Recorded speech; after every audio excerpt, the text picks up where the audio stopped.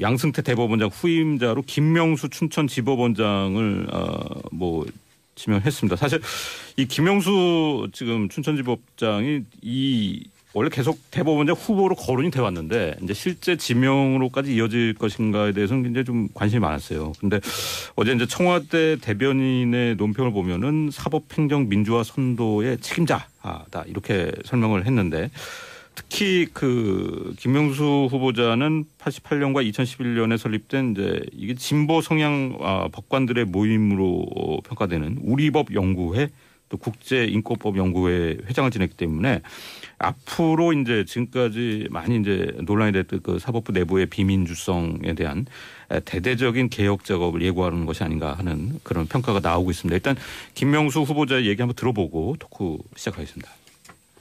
법관 독립을 제대로 이루기 위해서는 제도적 측면을 정비하여 혹은 내부적, 외부적으로 간섭을 절대 허용하지 않는 환경을 만드는 것이 중요하다고.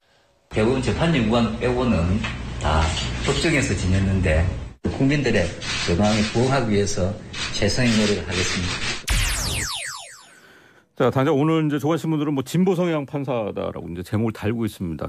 이정열 전 부장 판사께서 좀 아시죠? 잘 알죠. 같이 일하신 적도 있습니까? 일은 같이 안 했는데 우리법 연구에 같이 있었고요. 예, 그리고 오랫동안 같이 친분도 꽤 있고 이렇게 얘기하면 좀 이제는 좀 말을 조심해야 되겠네요. 예전에는 그러니까 일단 하나 좀 먼저 그 전에 말씀드리고 싶은 거는 대표적인 진보법관, 진보단체 이렇게 이제 좀 앵커 말씀하셨는데 일반인의 시각에서는 막 그렇게 인식이 돼 있는 건 같아요. 그렇죠. 그게 굳이 그렇게 분류를 하니까. 예. 근데 이게 정말 진짜 당시 처음에 우리법 연구회 얘기가 나왔을 때 조중동이라는 소위 이제 언론들하고 그다음에 당시 한나라당에서 어떻게든 이념적으로 몰고 가려고 왜곡을 했었거든요. 예를 하나 드리자면 사실 지금 현재 정치 상황이 이렇게까지 온데 최초의 발단이 됐던 사건이 그거 아닙니까? 정은호 리퍼블릭 표 도박 관련해서 수임료를 50억을 받았니 70억을 받았니 했던 최유정 변호사가 있습니다. 그 사람이 우리법연구회에 있었습니다. 그러니까 우리법연구회가 꼭 진보라고 하긴 그렇고 스펙트럼이 상당히 넓어요.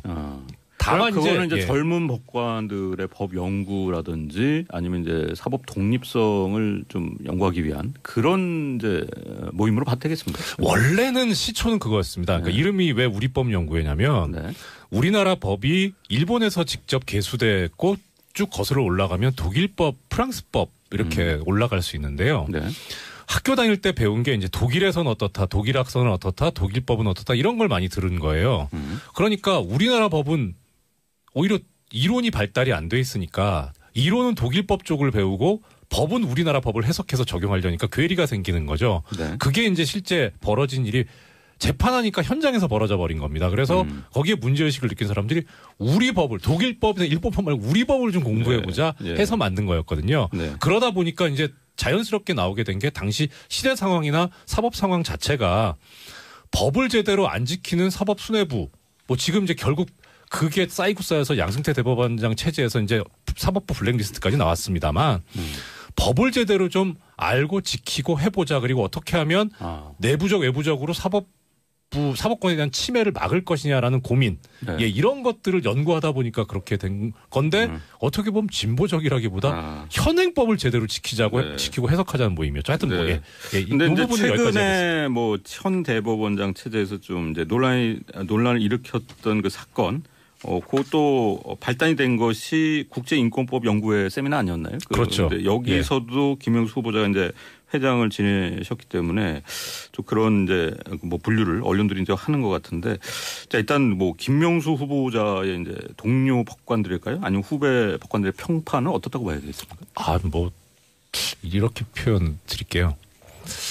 그러니까 우리법 연구회 이제 회장도 지냈고 했는데 사실 그러니까 굳이 분류하자면 가장 대표적인 진보 판사라고 하면은 누구나 박시환 전 대법관을 떠올릴 겁니다. 물론 박시환 대법관이 훌륭하시죠.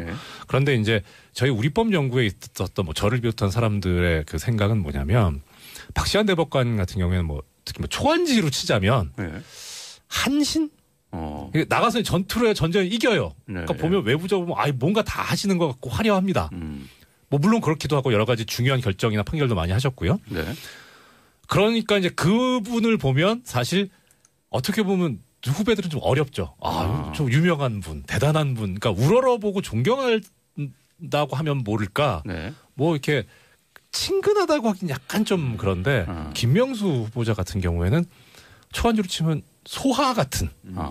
그러니까 지금까지 그때까지 제가 우리법 연구회 세미나 가면서 빠진 적을 한 번도 못 봤어요. 예, 성실하고 그다음에 기대고 의지할 수 있는 그런 분입니다. 그래서 뭐 간략하게 요약해서 말씀드리자면 지금 박시환 전 대법관도 그렇고 전수환 전 대법관도 그렇고 대법원장 후보로 많이 이제 거명이 되다가 이제 결국 이제 김명수 후보자 쪽으로 가게 됐는데 이 두 분이 고사를 하게 된 가장 큰 원인은 뭐냐면 아무리 사법개혁이 중요하고 법원 내 적폐 세력을 청산하는 것도 중요하지만 결코 무시할 수 없는 게 판사들의 내부 동요와 반발을 어느 정도 막고 잠재우고 가야 되거든요. 그 측면에선 사실 박시환 전 대법관이나 전수환 전 대법관 같은 경우에는 특히 박시환 전 대법관 같은 경우에는 아까 말씀드렸던 대로 외부적으로 너무 알려져 있기 때문에 바로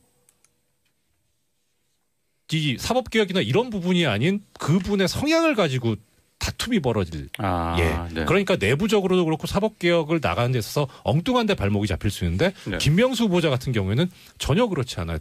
대내적으로 워낙 신망이 두텁고 믿음이 많기 때문에 그래서 그런 내부 반발을 재워가면서 다독거려가면서 갈 수 있다는 거죠. 우리가 이제 꼭 짚어봐야 될 것은 대법원장 후보자는 국회 인사청문회를 거치게 돼 있습니다. 그래서 이제 본회의에서 재적의원 과반 출석에 출석위원 과반의 동의를 얻으면은 임명이 되게 되는데, 자 김태현 변호사님 이제 법조인이시면 또 법원 바깥에서 이제 보실 수 있기 때문에 이번 지명 어떻게 보세요? 저는 좀 놀랬죠. 그러니까 왜냐면은 이정열 전 부장판사님은 잘 아시지만 저는 사실 처음 듣는 분이거든요. 저는 뭐 그럴 수밖에 없죠. 그러니까 대부분 이제까지 대법원장에 나오는 대법원에 지명되신 분들이 뭐 보수 정권이든 진보 정권이든 대부분 이제 대법관 중에서 지명이 되시고 그 언론에서 하마평을 오르는 분들 중에 한 분은 꼭 돼요. 그래서 항상 그랬는데 저는 사실 박시환 전 대법관이 될 거라고 생각을 하고 있었거든요. 아니면 전수환 전 대법관이. 근데 어제 이제 제가 속보를 이 얘기를 들었는데 누구지? 저는 잘 몰랐으니까 좀 이제 상당히 저는 좀 더 놀랐던 본인이 거죠. 좀 제안이 왔는데 고사하셨다는 얘기도 좀 들렸어요. 뭐 그 얘기가 뭐 언론에서 보도가 됐었죠. 박시환 전 대법관 같은 경우는 뭐 끝까지 본인이 고사하셨다는 얘기들이 있는데 뭐 진실은 뭐 말씀 주셨는데 아까 말씀했던 그 배경 때문에 고사를 한 본인이 너무 앞서 앞에 나가는 게 부담 그런 그렇죠. 어쨌든 뭐 그랬다고 하는데 근데 이제 이분의 양력을 쭉 보면요. 이게 사실은 대법관이나 대법원장들은 보수 진보를 이런 걸 떠나서 굉장히 엘리트 판사들이 됩니다. 굉장히 업무 추진 능력 때문에 그렇거든요. 근데 이분은 제가 뭐 보수인지 진보인지 이걸 다 떠나서 이까지 양력들을 보면 제가 봤을 때는 대법원장은 모르겠으나 그냥 저는 대법관을 할 수 있는 분이라고 봐요. 그냥 양력이나 이런 거를 봤을 때는. 근데 이번은 이제 대법관을 지내지 않은 상태에서 지금 대법원장이 지명이 되신 거죠? 그렇죠. 근데 이번에 기수가 엄청나게 내려왔거든요. 그래서 약간 좀 파격 인사라고 볼 수는 있죠. 기본적으로 그 본인 위에 이제 선임 지법원장들이 있고 그 위에 또 고법원장들이 있고 그 위에도 대법관들이 있습니다. 10기수 정도를 뛰어넘은 거라고요. 그러면은 대법관들이랑 임기가 딱 정해져 있으니까 이 기수가 낮은 대법관들 같은 경우는 끝까지 뭐 계속 임기를 채우겠지만 고법원장들이나 다른 지법원장들은 사실 주사표를 낼 가능성도 있어요. 그러니까 어떻게 보면은 굉장히 젊은 그다음에 개혁적인 대법원장을 임명함으로써 사법부를 조금 교체하고 싶은 대통령의 의지가 좀 저는 반영된 거라고 보이고요. 글쎄 뭐 이분이 뭐 제가 정확히는 알진 못하는데 뭐 우리법연구회 출신이다, 뭐 국제인권법학회 출신이다. 그래서 뭐 진보 성향을 가지고 있다라고 이제 이렇게 평가를 하는데 그 동안에 뭐 아직까지는 정확히 모르겠으나 판결 나온 것들에 대한 언론 보도를 좀 보면. 진보 성향을 가지고 있다고 해서 그렇게 막 소위 말하는 좀 이렇게 뭐 사회적 무리를 이렇게 뭐 튀는 판결이라고 하잖아요. 뭐 이념적인 색채가 경도된 판결 그런 것들은 그렇게 많지 않다고 이렇게 보도가 되는 것 같더라고요. 그래서 뭐 좀 논란 인선이고 저 개인적으로는 그렇게 생각을 하지만 크게 뭐 무리가 있다, 뭐 잘못됐다. 그러니까 국회에서 불결될 것이다. 저는 이렇게 보지는 않습니다. 네. 뭐 이제 당장 이제 언론에는 뭐 김명수 후보자의 과거 이제 판결 내용도 나오는데 특히 2015년에 서울고법에 있을 때 전국 교직원 노동조합의 합법노조 지위 유지 결정이 일단 주목을 받았고 특히 이제 삼성 에버랜드가 노조 활동을 위해서 직원 개인정보를 외부 이메일로 전송했다는 이유로 금속노조 당시 이제 부지회장을 해고한 사건에서 이제 해고 무효 판결을 내리면서 좀 이 당시에 약간 좀 주목을 받기도 했습니다. 네. 저는 정권이 바뀌니까 네. 세상이 바뀌고 있다라고 하는 생각을 거듭합니다. 네. 진작에 바뀌었어야 됩니다. 사법부가. 우리가 밖에서 저는 법조인이 아니기 때문에 말할 수가 있는 겁니다. 대법원요. 지나치게 보수화되어 있습니다. 이념적으로 네. 보수화되어 있습니다. 이거는 우리 사회에 대법원이 사법정의의 보루입니다. 다양한 현상에 대해서 다양한 대법관들이 논쟁을 하고 거기서도 우리 사회에 다양하게 반영이 돼야 될 텐데 보수 일색에 다수의 이런 인사들이 다 있을 경우에는 네. 우리 사회를 지탱을 못합니다. 국민들이 실생활에 굉장히 불편을 줄 수 있어요. 그런 면에서 이번에 김명수 후보자 같은 경우에는 상당히 저는 파기하는 측면에서는 엄청난 시도다. 이를테면은 네, 네. 대법관 출신이 아니에요 보니까. 네. 대체로 대법관 출신의 이런 분들이 되어왔는데 이번에는 아닙니다. 또 하나가 우리 법 연구에는 나름대로 법원 안에서는 좀 진보적인 상당히 진보적인 가치를 갖고 있는 분들이 모였습니다. 그 출신이에요. 네. 또 거기다 키수도 15기입니다. 이런 분들이 들어간다는 얘기는 다시 말하면은 대법원 안에 다양한 가치가 공존할 수 있는 시스템을 만드는 겁니다. 예. 이를 통해서 대법원 개혁에 물꼬를 튼다는 측면은 상당히 바람직한 현상이 정권 교체 이후에 나타나고 있는 것이다. 사법부까지도 이렇게 저는 판단합니다. 근데 일단 사실 지금 양승태 현 대법원장이 임기를 이제 다 채울 것으로 보이지만은 그동안 지난해 말부터 올해 초까지 사실 법원 내부에 뭐 일들이 많았습니다. 그러니까 논란이 많았고 특히 이제 법원 행정처의 그 이른바 사법행정권 남용 사태, 이제 판사 블랙리스트 의혹 등이 그것인데 김 후보자가 이제 대법원장 지명을 받을 경우에 이 사안들에 대해서 어떤 이제 스탠스를 취할 것인가도 이제 관심거리 같은데요. 일단 스탠스를 이제 네. 그렇게 해서 말씀하셨으니까. 당연히 이 사법 블랙리스트는 다시 조사를 해야 됩니다. 재조사 쪽. 예, 그거는 뭐 전국 법관 대표회의에서 이제 추가 조사라고 명명하면서 종전 조사를 인정하겠다라고 하고 미진한 부분을 추가로 조사하는 그런 형태로 얘기를 했는데 그런데 사실 외부에서 보기에는 가장 중요한 증거를 조사를 못했거든요. 그 컴퓨터 말씀하시죠? 그렇죠. 예. 예, 그거를 조사를 해야 되는데 조사를 못했으니까. 어떻게 보면 재조사라고 해도 무방할 만큼 핵심적인 거니까 그건 당연히 해야 될 거고요. 네. 그리고 이제 문제는 우리가 사법개혁 얘기하는데 사법개혁에 있어서 시간이 얼마 남았으니까 네. 예. 이 방향이 두 개가 있습니다. 인적인 개혁이 있고 물적인 개혁이 있는데 물적인 개혁은 지금 어차피 시간상으로도 좀 장기적으로 생각을 해야 되고 여러 가지 연구를 해야 되는 바고요. 네. 제도 개혁을 말하는 그렇죠. 네. 예, 이제 인적 개혁을 해야 되는데 문제는 양승태식으로 개혁을 하면 쉬워요. 예, 그냥 저기 지방 발령 내고 네. 예, 뭐 저 재판 안 맡기고 하면 됩니다. 네. 근데 그렇게 하면 안 되죠. 알겠습니다. 예. 자, 2부에서 양승태 대법원장 후임자로 김명수 춘천지법원장을 뭐 지명했습니다. 사실 이 김명수 지금 춘천지법장이 원래 계속 대법원장 후보로 거론이 돼 왔는데 이제 실제 지명으로까지 이어질 것인가에 대해서는 굉장히 좀 관심이 많았어요. 그런데 어제 이제 청와대 대변인의 논평을 보면은 사법행정민주화 선도의 책임자다 이렇게 설명을 했는데 특히 그 김명수 후보자는 88년과 2011년에 설립된 이제 이게 진보 성향 법관들의 모임으로 평가되는 우리법 연구회 또 국제인권법 연구회 회장을 지냈기 때문에 앞으로 이제 지금까지 많이 이제 논란이 됐던 그 사법부 내부의 비민주성에 대한 대대적인 개혁 작업을 예고하는 것이 아닌가 하는 그런 평가가 나오고 있습니다. 일단 김명수 후보자의 얘기 한번 들어보고 토크 시작하겠습니다. 법관 독립을 제대로 이루기 위해서는 제도적 측면을 정비하여 혹은 내부적, 외부적으로 간섭을 절대 허용하지 않는 환경을 만드는 것이 중요하다고. 대부분 재판연구원 빼고는 다 법정에서 지냈는데 국민들의 건강에 부응하기 위해서 최선의 노력을 하겠습니다. 자, 당장 오늘 이제 조간신문들은 뭐 진보 성향 판사다라고 이제 제목을 달고 있습니다. 이정열 전 부장 판사께서 뭐 좀 아시죠? 잘 알죠. 같이 일하신 적도 있습니까? 일은 같이 안 했는데 우리법 연구회 같이 있었고요. 예, 그리고 오랫동안 같이 뭐 친분도 꽤 있고 뭐 이렇게 얘기하면 좀 이제는 좀 말을 조심해야 되겠네요. 예전에는 뭐 그러니까 뭐 일단 그 하나 좀 먼저 그 전에 말씀드리고 싶은 거는 대표적인 진보법관, 진보단체 이렇게 얘기 이제 좀 앵커 말씀하셨는데 일반인의 시각에서는 막 그렇게 인식이 돼 있는 건 같아요. 그렇죠. 그게 굳이 그렇게 분류를 하니까. 예. 근데 이게 정말 진짜 당시 처음에 우리법 연구회 얘기가 나왔을 때 이 뭐 조중동이라는 소위 이제 그 언론들 하고 그다음에 당시 한나라당에서 어떻게든 이념적으로 몰고 가려고 왜곡을 했었거든요.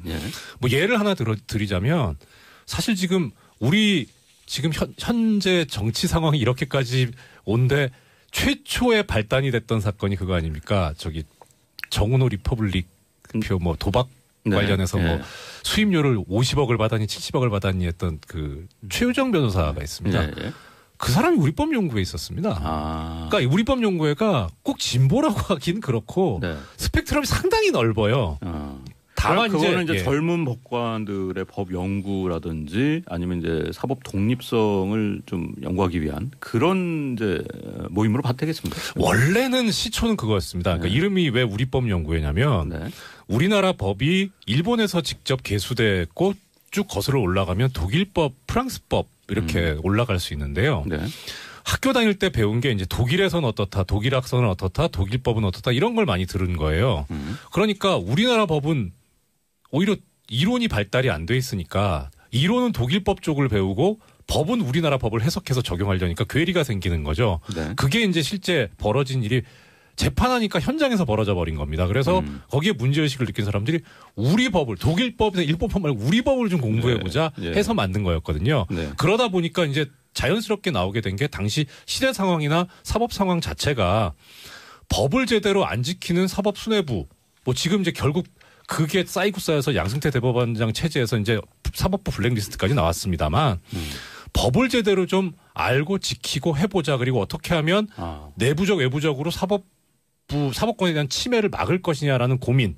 이런 것들을 연구하다 보니까 그렇게 된 건데 어떻게 보면 진보적이라기보다 현행법을 제대로 지키고 해석하자는 모임이었죠. 하여튼 뭐 근데 이제 최근에 뭐 현 대법원장 체제에서 좀 이제 논란을 일으켰던 그 사건 그것도 발단이 된 것이 국제인권법 연구회 세미나 아니었나요? 그렇죠. 여기서도 김영수 후보자가 이제 회장을 지내셨기 때문에 좀 그런 이제 뭐 분류를 언론들이 이제 하는 것 같은데 자, 일단 뭐 김명수 후보자의 이제 동료 법관들일까요? 아니면 후배 법관들의 평판은 어떻다고 봐야 되겠습니까?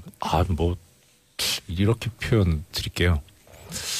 그러니까 우리법 연구회 이제 회장도 지냈고 했는데 사실 그러니까 뭐 굳이 분류하자면 가장 대표적인 진보 판사라고 하면은 누구나 박시환 전 대법관을 떠올릴 겁니다.